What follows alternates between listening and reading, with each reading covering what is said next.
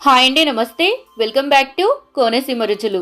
ఈరోజు మన పిండి వంటలలో ఒకటైన జంతికల రెసిపీని మీతో షేర్ చేసుకోబోతున్నానండి.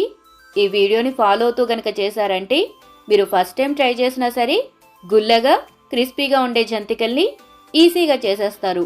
మేకింగ్ ప్రాసెస్ కూడా చాలా ఈజీ అండి. మరి ఇంకా లేట్ చేయకుండా ప్రాసెస్లోకి వెళ్ళిపోదాం పదండి.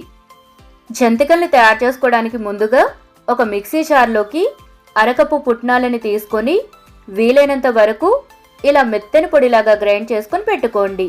ఇప్పుడు పిండిని కలుపుకోవడానికి ఏదైనా వెడల్పాటి పళ్ళెని తీసుకొని అందులోకి 2 కప్పుల బియ్య పిండిని ఇలా జల్లించి వేసుకోవాలి. జంతికలకి పిండి మెత్తగా ఉండాలండి. ఇలా పిండిని జల్లించి తీసుకోవాలి.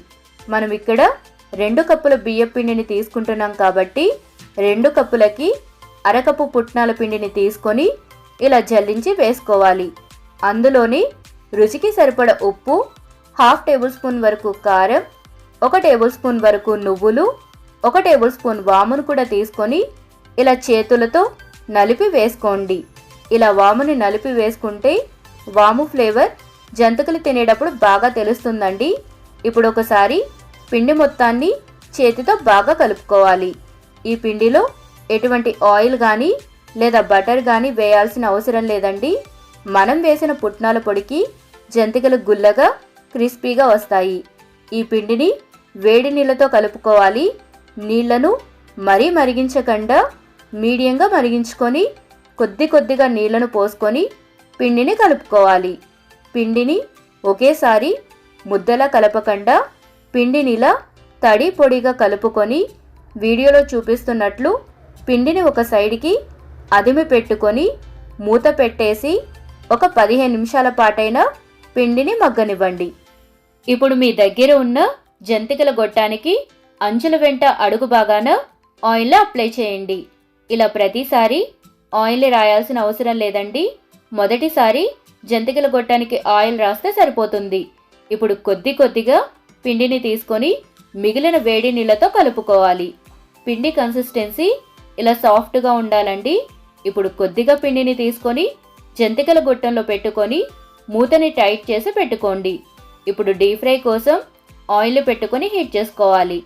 ఇప్పుడు మీ దగ్గర ఉన్న ఏదైనా చిల్లుల గరిటెని తీసుకొని ఇలా రివర్స్ చేసి పెట్టుకోండి. దీనిపైన జంతికలను చుట్టుకుని వేసుకుంటే ఈజీగా వేసేయొచ్చండి. కొత్తగా ట్రై చేసే వాళ్ళకైతే చాలా ఈజీగా ఉంటుంది. ఆయిల్ వేడయ్యాక మంటని మీడియం ఫ్లేమ్లోకి పెట్టుకొని జంతికలు వేసుకోవాలి.